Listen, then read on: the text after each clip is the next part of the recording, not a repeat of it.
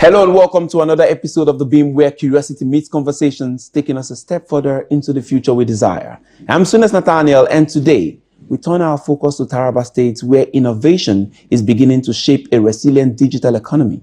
Our topic is Empowering Taraba, the role of innovation in shaping a resilient digital economy. It captures the very essence of our discourse, from agriculture to governance. Digital technologies are being leveraged to empower local communities and reshape industries. But the big question is, how is this transformation happening on the ground? And how sustainable is it in the long run?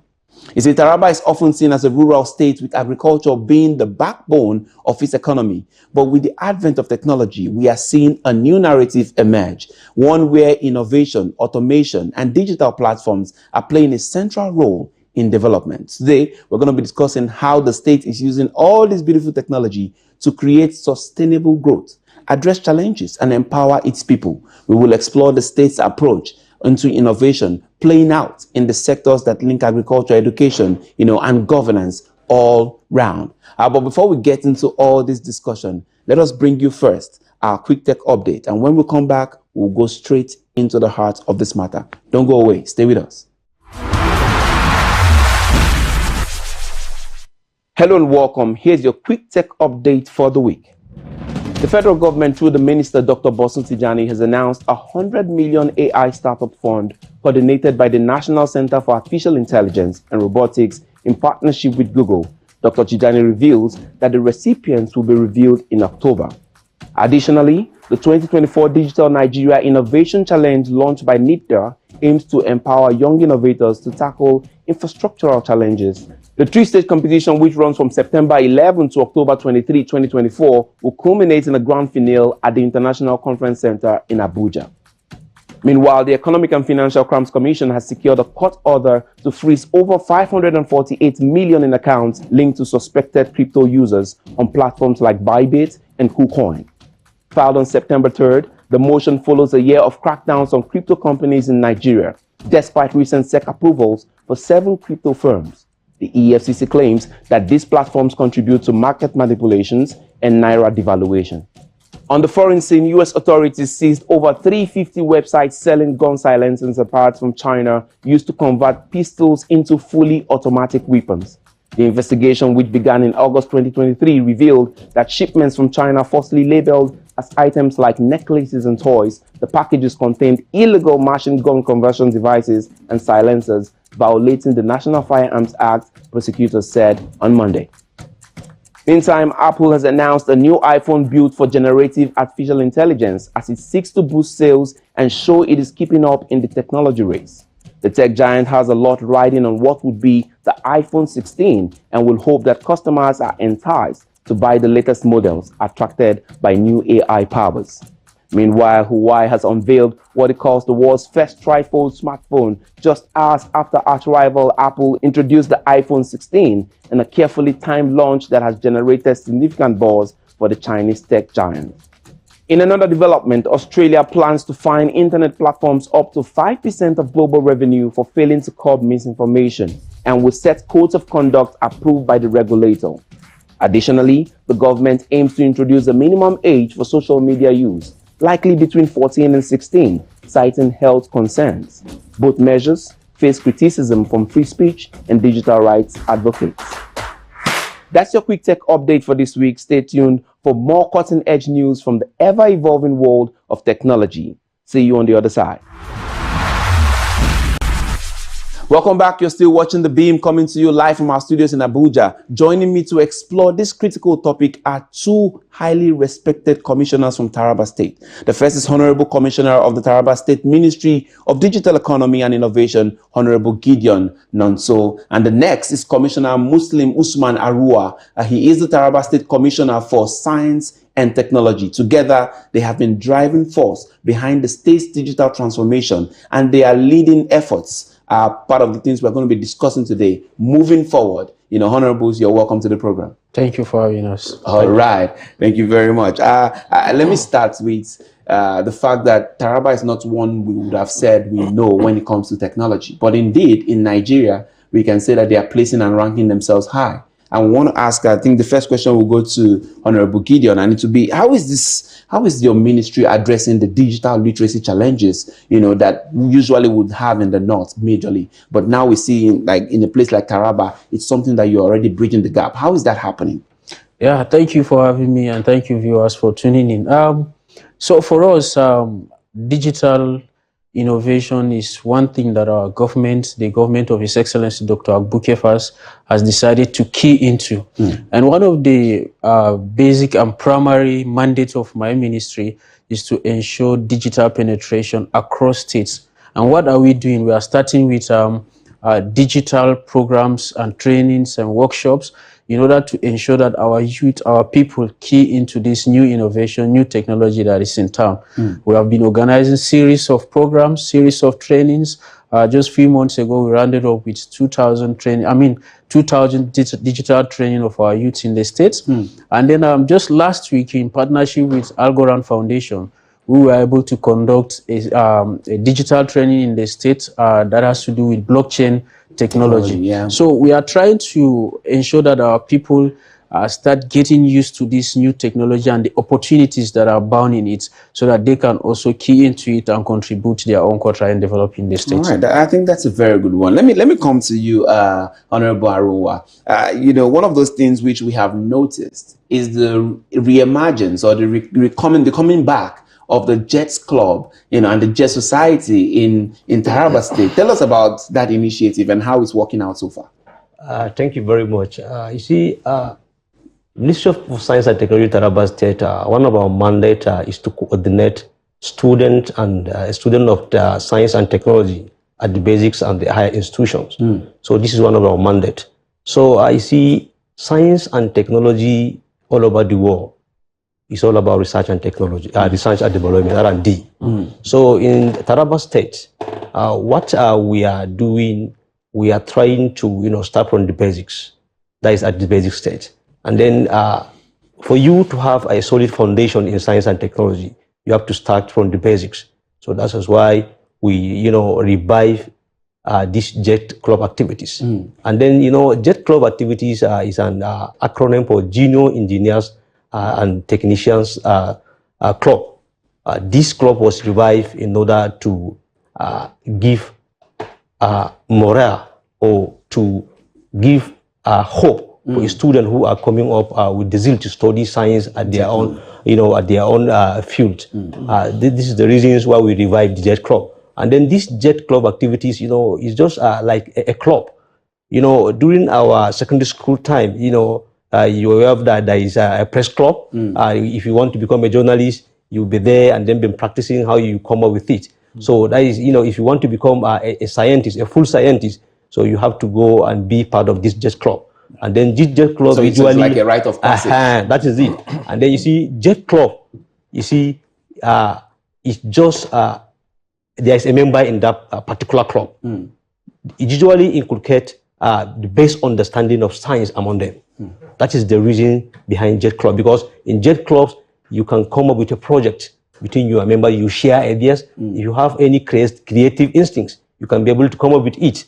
So duty will give you a zeal that, I want to become a scientist. Right. And then this is the best way of, coming up with an idea of science and technology in any part of the world. Okay, we're going to come back to you, but let me come back to Honorable Gideon.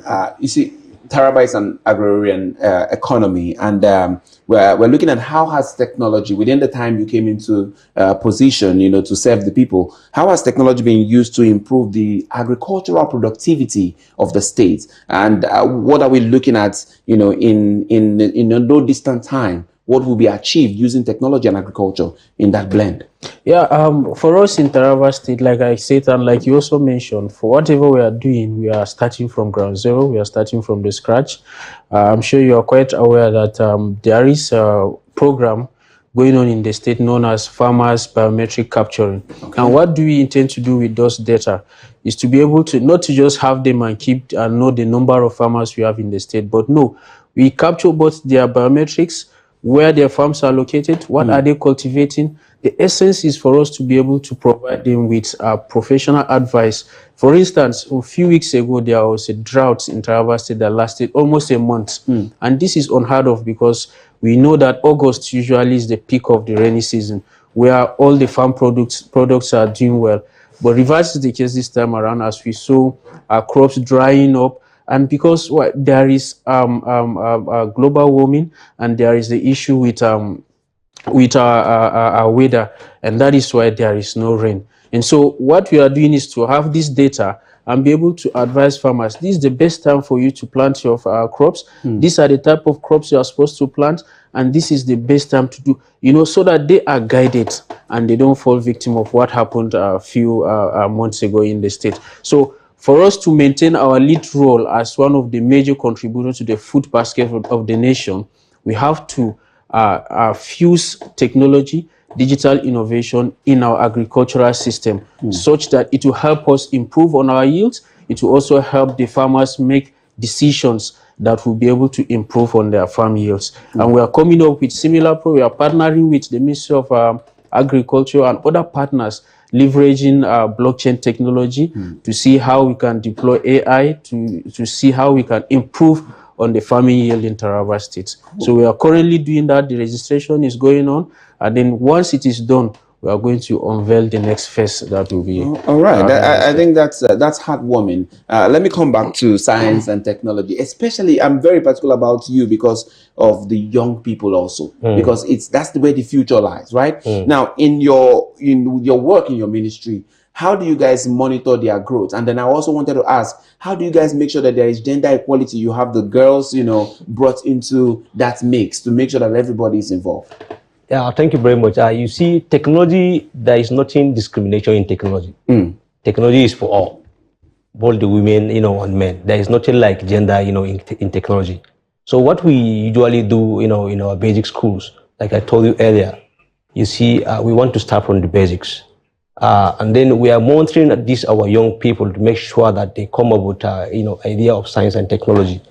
So that is why, in the ministry, the executive governor of Taraba State, His Excellency Dr. Abu Kepas, after he declared free education in the state, the ministry have to come up with an initiative to make sure that we improve the quality of science and technology, across the basic schools. So we came up with an idea to, provide a science kit. And then this science kit will definitely mold, the idea of this young upcoming student. They will definitely come up with, a zeal of becoming a scientist, engineers, or technicians. Beautiful. So we have been doing that, and then the way we are monitoring them, we are organizing a science expo. This science exposition, is an entity that any young inventors or scientists, they will come up with their creative, what they create, or any project or research they made.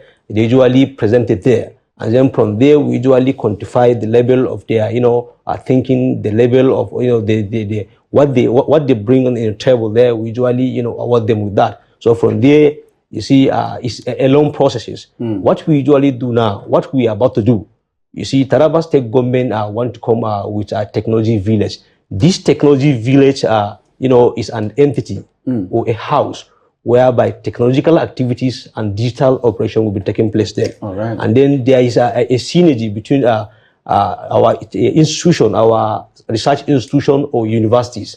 There is a transfer of technology and commercialization. Beautiful. Let me make this thing very clear to you. You see, universities are higher institutions in Nigeria or the world. They were designed to solve the problem of any nation. True. But now, let me ask you this question.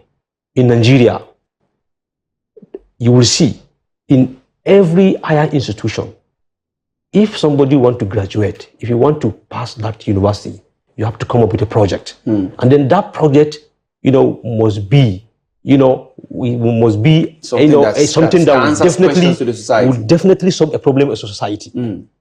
So please, this is a very, big question. Welcome back. You're still tuned in to The Beam with our guest, Honorable Gideon Nonso and Honorable Muslim Arua. And we're exploring the role of innovation in building a resilient digital economy. I mean, not just in Taraba State. It goes even beyond Taraba State to Nigeria, because I think many other states can also pick a 18 or two from what we're discussing today.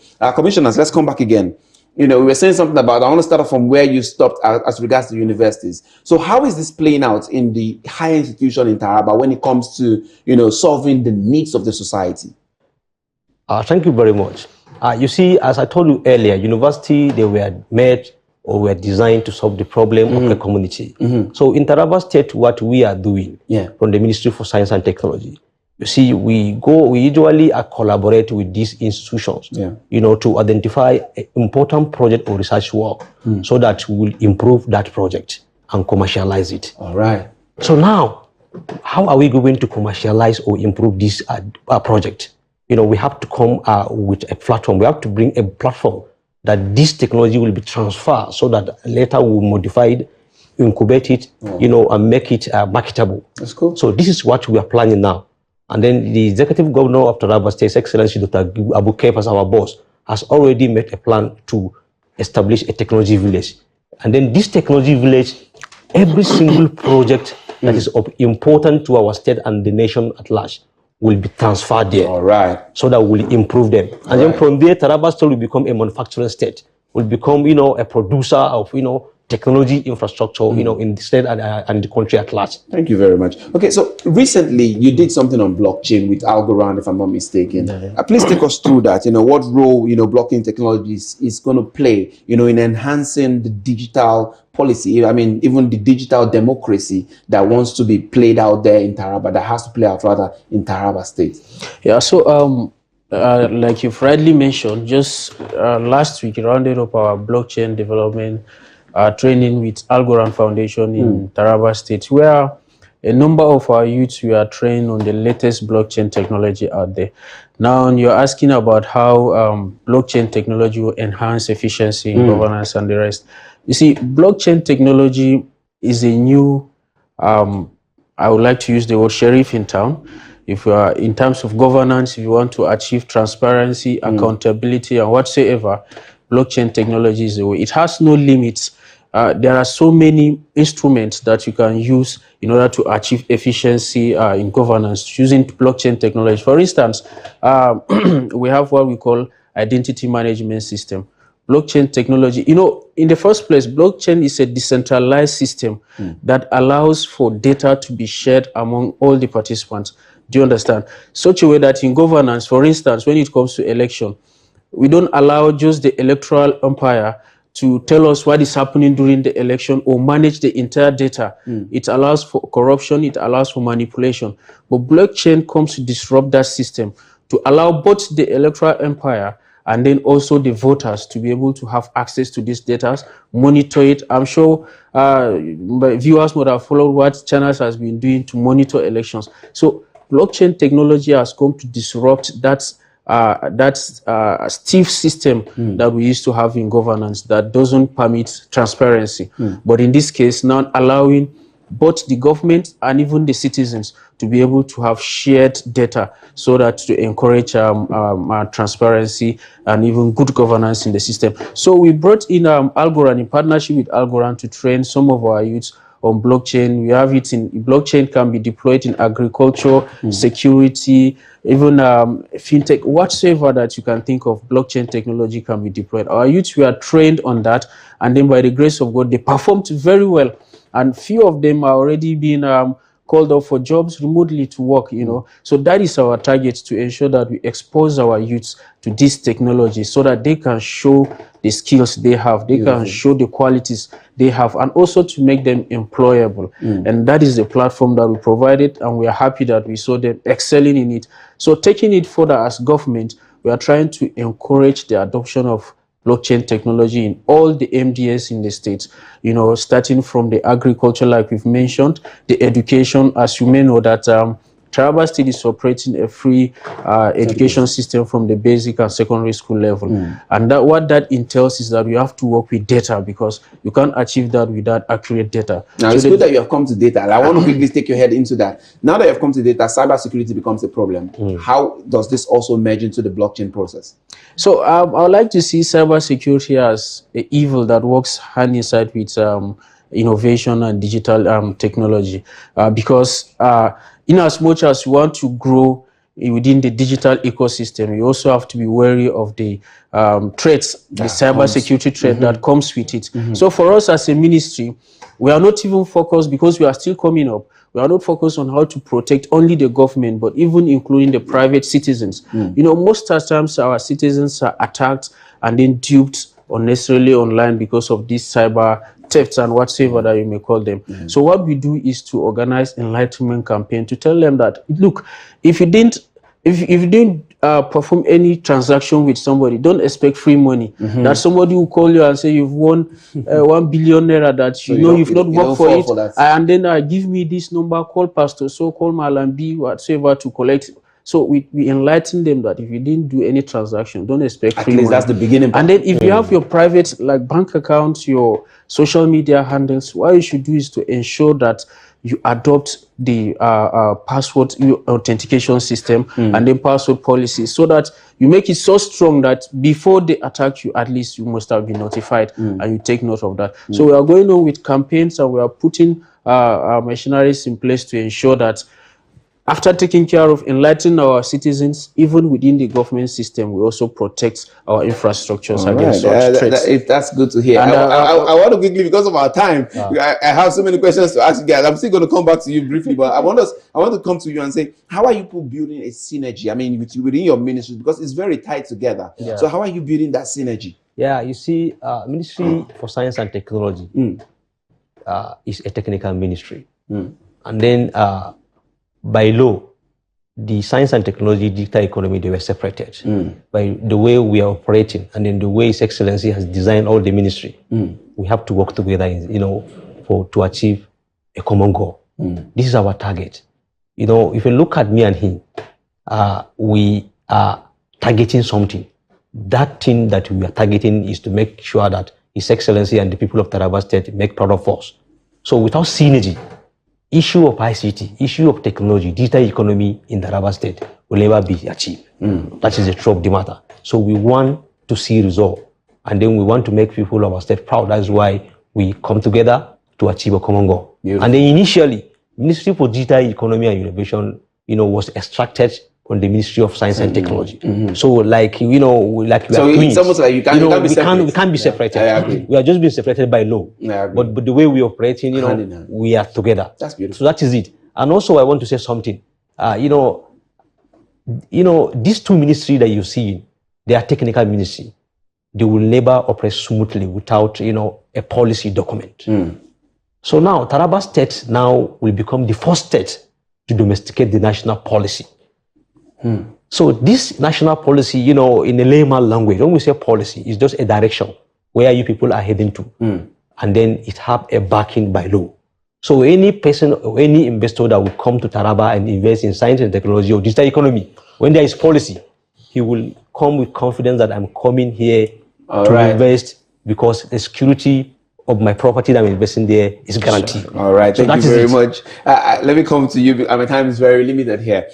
You just met with the minister, the Honorable Bosun Tijani, right? The minister, Honorable Minister Bosun Tijani. I wanted to speak quickly to what was his plan as regards, not just Nigeria. I'm talking about focus, because I know he has something focused on Taraba. And then you speak to just one challenge that needs to be, broken in Taraba for ICT and science to prevail. Yeah, firstly, I would like to commend the Honorable Minister of Communication, Innovation and Digital Economy. That guy is doing fantastic. We met with him some few weeks ago, and then we tabled our needs before him, and he was able to allocate series of programs, one of which is the holiday boot camp that we just did with our secondary school students. You saw the wonderful ideas that they came up with. You saw what they were able to do. So going forward, we want to encourage. The challenge has always been the gap between the federal and the subnational. Right. But here is a minister that has opened that barrier, has broken that barrier. So we encourage other ministers at the national level to also look at the subnationals as one entity that we are supposed to collaborate in order to achieve the entire goal for the purpose of the nation. All right, I wish we could continue this conversation, but I must say thank you for coming on the program today. Thank you so much for having us. All right, thank you. Friends, that brings us, to the end of today's episode of our program, and it is clear that the paths to sustainability when it comes to innovation must be built with resilience. So like I would always say, we must continue to be curious, be ready, be engaged, and do not forget that you must continue to innovate. God bless Nigeria.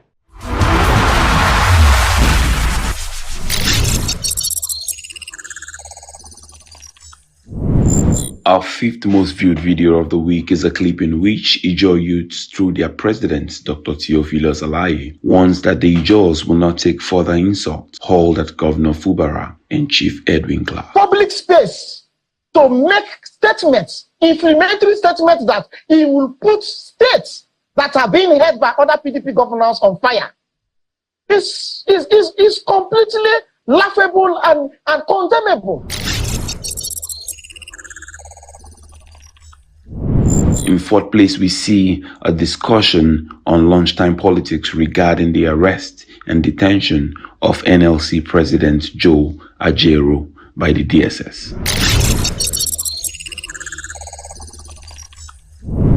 In third place, we see a report that reviews the highlights of President Tinubu's trip to China. The president did hold a one-on-one meeting with the Chinese president, and both later announced the elevation of China-Nigeria relations to a comprehensive strategic partnership.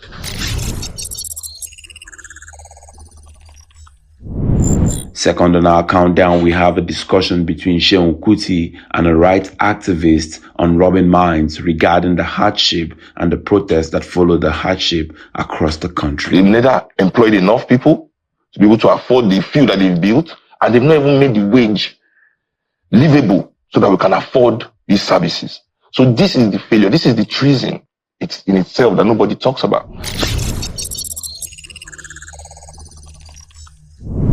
Our most viewed video of this week is a clip from PoliticsToday, a one-on-one with the FCT minister, Nyesom Wike. I sacrificed to talk to several people. Let us go this way. Let's see how things are. You turned it that I'm asking for 20 billion, 100 billion. Look at what people like doing. Is that the case? Is that true? But that's what I'm saying. You turned up lies against me. That's it on our countdown today. Join us next week for more.